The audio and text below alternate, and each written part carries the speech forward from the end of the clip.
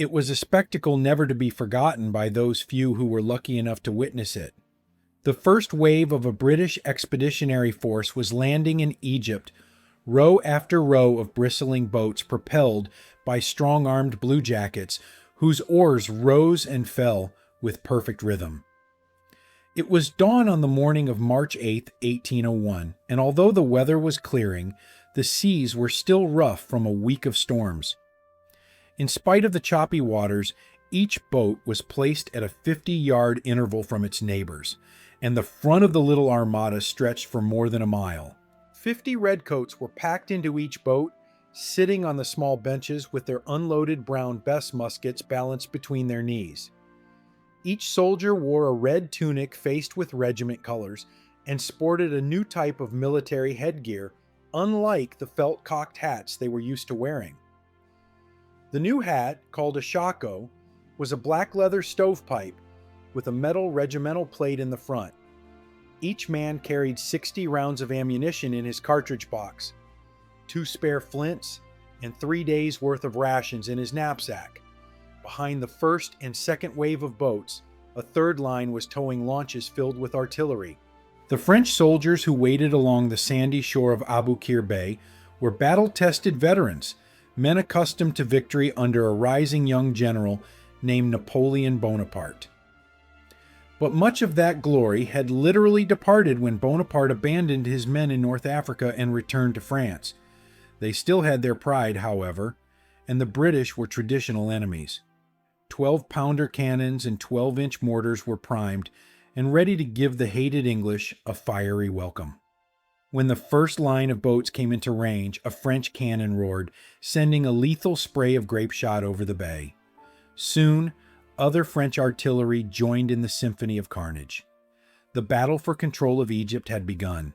Great Britain had been at war with revolutionary France for nearly 10 years, a decade marked by embarrassing miscalculations and outright failures. It had taken the British cabinet a long time to realize it was dealing with a new force in European affairs. France was not the inept monarchy of yore, but a bustling new nation galvanized with revolutionary zeal. British Prime Minister William Pitt was a shrewd politician, but a mediocre war leader. His emphasis was on protecting the nation's foreign trade and colonial empire. Worthy goals in themselves, but goals that had been carried out in a poorly conceived fashion. One of Pitt's major objectives was to seize the French colonies in the West Indies. The British had achieved some success, but at an appalling cost. The Caribbean Sugar Islands were notorious for being the white man's grave, an inhospitable place where yellow fever and other tropical maladies claimed more casualties than enemy gunshots. The British Army in particular had been decimated by Pitt's wrong-headed West Indian policy. An estimated 40,000 soldiers had died of various tropical diseases, and thousands of survivors, officers and men alike, had seen their health permanently impaired. The West Indian fiasco was just the latest entry on a long list of woes. The British Army was at a nadir in the 1790s, still trying to recover from the psychological blow it had suffered from its surprising defeat in the American Revolution. The debacle in America was only part of the gloomy picture. The largely aristocratic officer corps was riddled by incompetence and cruel martinets. Military thought, what little there was of it, mindlessly worshipped at the altar of Prussian militarism. Using Prussia as the model, the British commanders expected their men to mindlessly obey their puppet master officers without question. Immaculate uniforms and elaborate parade ground drill became more important than the basics of real soldiering. The British infantry was a decidedly mixed lot, comprised of mostly working-class poor, and farm boys leavened with petty criminals and other dregs of society. Properly trained and led, they were the finest fighting troops in the world, but by the 1790s, the basic ingredients for such success were sadly lacking. The British Army was also poorly served by an overly bureaucratic supply and transport system. During the abortive Flanders campaign of 1794, Ragged, cold, and starving troops had lacked everything, even proper artillery support. Arthur Wellesley, later to become famous as the Iron Duke of Wellington, recalled that the incompetent campaign was a lesson in what not to do. The victories of Britain's Royal Navy provided the only bright spot in the ongoing litany of gloom. Great Britain's wooden wall had effectively prevented the French from mounting an invasion of the home island. But sea power alone could not win a war. The British Army needed to find a way to redeem itself and wipe away years of failure and frustration. Napoleon's invasion of Egypt in 1798 provided just such an opportunity. The French were initially successful, and Napoleon added luster to his growing fame as a military genius. But Egypt was nominally part of the Turkish Ottoman Empire, and French seizure of a Turkish province made Great Britain a natural ally of the Sultan. Napoleon did not enjoy his triumph for long. On August 1, 1798, the French fleet was destroyed by Admiral Horatio Nelson at the Battle of the Nile. Nelson's remarkable victory radically altered the larger strategic picture between the two European rivals. The victorious French army of the Orient suddenly found itself marooned in the Middle East, cut off from France and surrounded by enemies.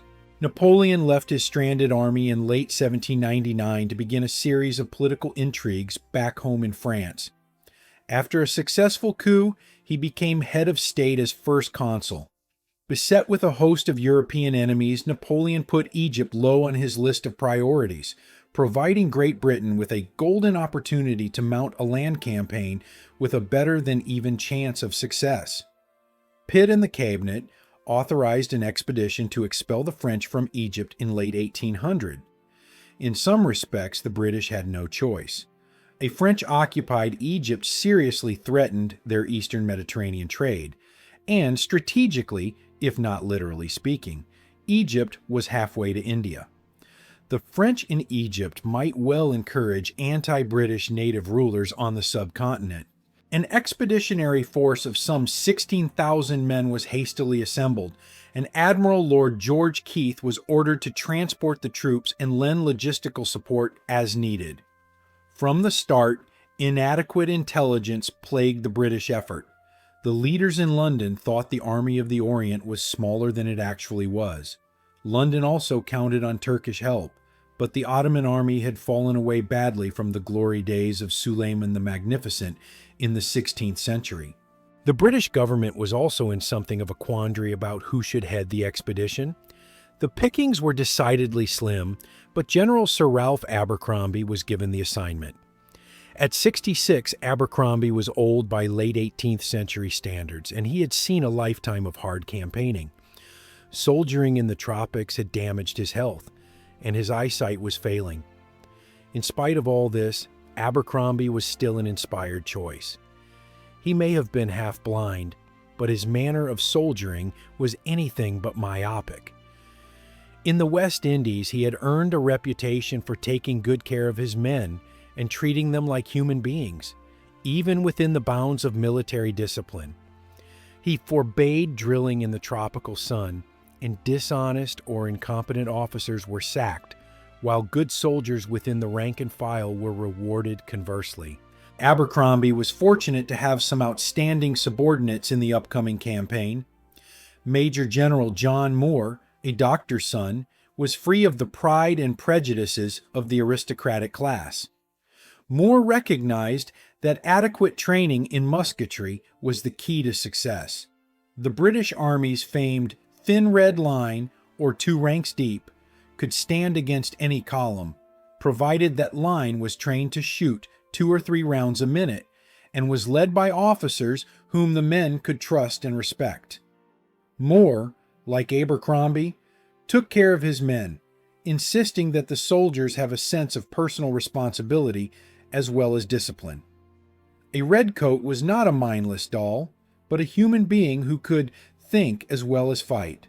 The Egyptian expedition gathered at the island of Malta, which recently had been freed from French occupation, and set sail on December 21, 1800, bound for Marmaris Bay in Turkey. The intent was to make contact with Turkish authorities and possibly rendezvous with the Ottoman fleet. Moore had been sent ahead to observe Turkish land forces and make a candid appraisal of their fighting abilities. While doing so, he was regally entertained by the Grand Vizier, a turbaned old man with a white-streaked beard and one eye. The British general was the guest of honor at a 15-course dinner, but nothing could hide Turkish military stupidity. The Turkish army was mere rabble, with little discipline and less sense of purpose. The British would effectively be left on their own. Weeks went by at Aboukir Bay while the British waited for the Turkish fleet to return from Constantinople. The time was well spent because the troops and sailors practiced the landings they would perform in Egypt. By February 20th, however, it was clear that the Turkish fleet was not coming. The expedition set sail for Egypt accompanied by a single Turkish warship. Lookouts sighted the Egyptian coast on March 1st. But by this time the weather was turning bad. Seas became so rough and high that an immediate landing was impossible. Instead, Lord Keith did a strange thing. He sailed by Alexandria in full view of the port city, in effect warning the French that the British were on the way. The next 7 days were racked with storms and rough seas. The British fleet lay a few miles offshore, its transports packed with thousands of miserable, queasy men eager to get ashore. While they waited for better conditions, Abercrombie and Moore took a cutter and went close to shore in an effort to reconnoiter. The best landing place, they determined, was a sandy coastal strip that fronted Aboukir Bay. The landing spot was roughly half-moon in shape and about a mile in length. Aboukir Castle anchored the northern end, a fortification that mounted 8 24-pounders and 2 12-inch mortars. The southern end of the half-moon also had a battery, which meant that the British troops waiting ashore would be exposed to deadly enfilade fire. In the center, the terrain was generally flat, but a sandy ridge rose abruptly not far from the water's edge. The British noticed some French activity behind the palm-dotted dunes, and it was obvious that they were emplacing still more batteries. The first wave would be hit with fire on 3 sides, but an attempt had to be made or the whole expedition would be a failure. The storms finally abated on the evening of March 7th, and orders were given to prepare for a landing the next day. The British ships were anchored a full 5 miles from shore, but the sailors were up to the exhausting task. The first line of boats briefly halted just out of gun range to realign itself, but soon forged ahead when the signal was given. Instantly, the French batteries sprang to life as fingers of flame lanced through clouds of dirty gray smoke. French musket balls peppered the British landing boats, and the sea boiled from cannon fire and near misses. Grape shot tore gaps into the tightly packed ranks of seated men, some of whom fell into the water when they were hit. 2 boats filled with Coldstream Guards received direct hits, the blasts instantly turning men into eviscerated chunks of bloodied flesh. The shattered vessels sank at once, only to be replaced by other troop-laden boats following immediately behind. Moore's Reserve Brigade was in the forefront, a force that included the 23rd, 28th, 42nd, and 58th Foot, as well as 4 companies of the 40th Foot. Moore and his staff were in a lead barge a bit ahead of the rest of the flotilla. Captain Alexander Cochrane of the Royal Navy was in the same barge, and he was in charge of the overall landing. Each brigade had its own staff boat, carrying the brigade commander, his staff, drummers, and color party. Each regiment had a king's color and regimental color, symbols of its honor and collective spirit. The firing was now heavy, and those men who were not directly hit were drenched by geysers of water from shells striking nearby. The moment Moore's barge hit the shore, the gallant general scrambled onto the beach and waved his hat in the air to encourage his men. Cochrane did the same, and the men cheered. Within moments, other boats reached shore and began to disgorge companies of redcoats. A little farther down the beach, the kilted men of the 92nd Highlanders were having a tough time of it. French dragoons had galloped down to the beach and were sabering the Scottish soldiers as they tried to disembark. The horsemen withdrew when they saw that Moore's reserve on the far right was pushing forward and might outflank them. Moore and his men faced a steep sandy slope to their front, but scrambled up to the top without hesitation. In some places, the slope was so steep that the heavily burdened redcoats were literally on their hands and knees. Once they gained the top, Moore put the men in formation to fire a volley, then led a bayonet change against the 61st Demi Brigade. Stunned by the sudden turn of events, the French withdrew. They had had a week to prepare shore defenses, yet the British had managed to overcome all obstacles against heavy odds. Moore proudly wrote that the troops had performed with the greatest intrepidity and coolness. He added that the British had suffered 600 men dead or wounded. The campaign was not going to be a walkover. Advance on Alexandria. The weary British army moved inland a mile or two before settling in for the night. The men had no tents, and the soldiers had to do the best they could. Abercrombie himself slept in a makeshift hut made of date nut palm branches. The night was bitterly cold, with frigid winds coming off the Mediterranean. The Highlanders suffered the most, their kilts providing little protection from the plunging temperatures. Abercrombie noted their distress and ordered them given an extra ration of rum. The army stayed the vicinity for 4 days while ammunition, supplies, and guns were brought ashore. The nights were bad enough, but during the day the redcoats suffered from a burning sun and an increasing lack of water. David Robertson, a Highlander from the 92nd Regiment, remembered that some men were so desperate that they tried to allay their parched throats with salt water. This tactic only made things worse. Eventually, the British discovered some fresh water springs by simply probing the ground with bayonets, spades, and other tools. Fully refreshed, the army started the march to Alexandria, 11 miles away. The redcoats were traveling on a narrow isthmus about a mile wide, with the Mediterranean on the north and Lake Aboukir, not to be confused with Aboukir Bay, to the south. Lead elements of the expeditionary force spotted a force of some 6,000 French troops just ahead, barring the way. But in the far distance they could also see Alexandria, its exotic minarets spiking the sky like some fabled city in the Arabian Nights. Their steps quickened. There was a sharp but indecisive action on March 13th. The French retired to a fortified ridge that protected Alexandria's approaches, while the British built a fortified camp about 5 miles from the city. Robertson, a young soldier on his first campaign, recalled a horrific incident that occurred at this time. A French cannonball decapitated a comrade while the man was eating his ration of bread. The severed head lay on the ground, the bread still in its mouth. The next few days were relatively quiet, but the calm was more apparent than real. General Jacques-François Menot, the French commander-in-chief of the Army of the Orient, had stayed in Cairo when the British landed, and he did little to muster or concentrate his forces. Menot was a true incompetent, and his behavior could only be described as bizarre.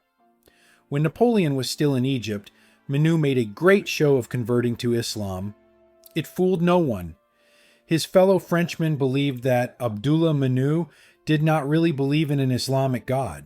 He only became a Muslim so that he could marry Zobeida, the beautiful daughter of a local banker. When Menot finally roused himself, he marched north with only 10,000 men, a major mistake. Napoleon probably would have sent every available man and gun to Alexandria. When the tardy French general finally reached the coast, he only had about 12,000 effectives in hand, actually less than his British foes. In the meantime, the British had settled into their new defensive positions, which stretched across the mile-wide isthmus.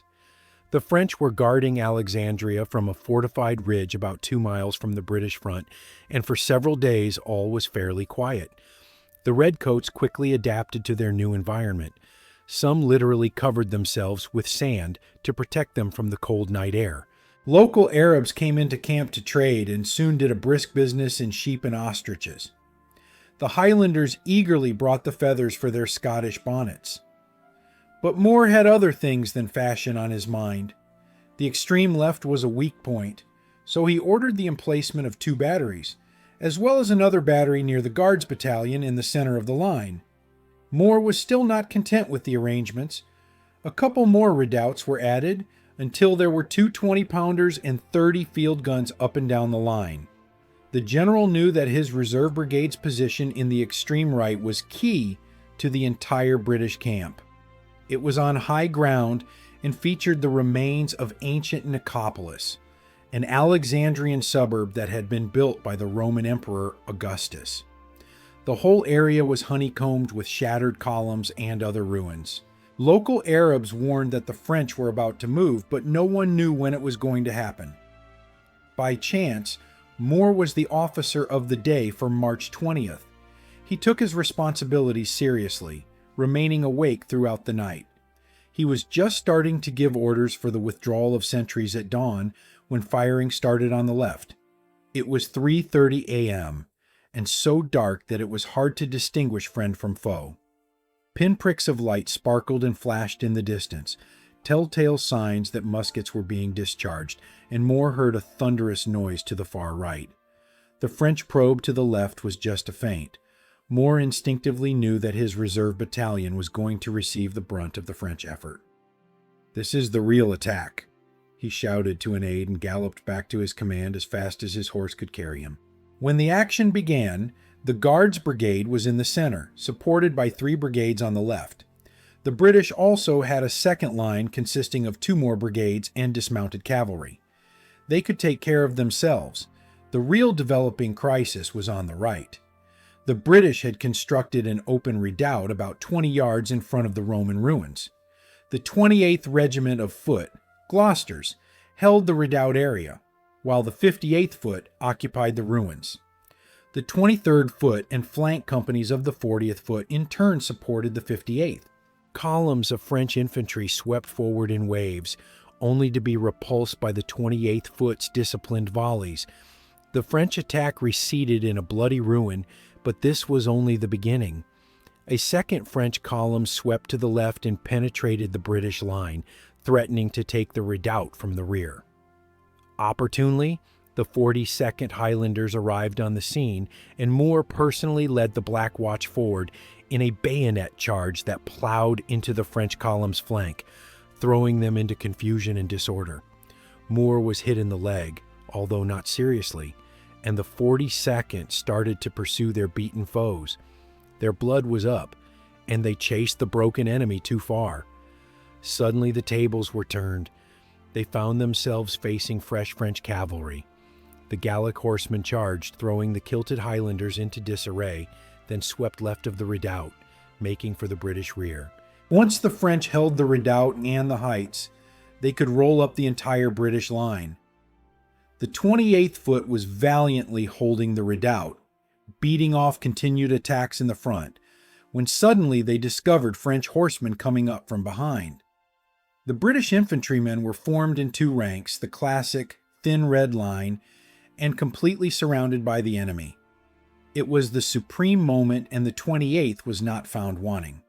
The rear rank turned as ordered, literally back to back with their front-facing comrades. They lowered their muskets and delivered a volley that emptied many French saddles. Stunned, the French survivors withdrew.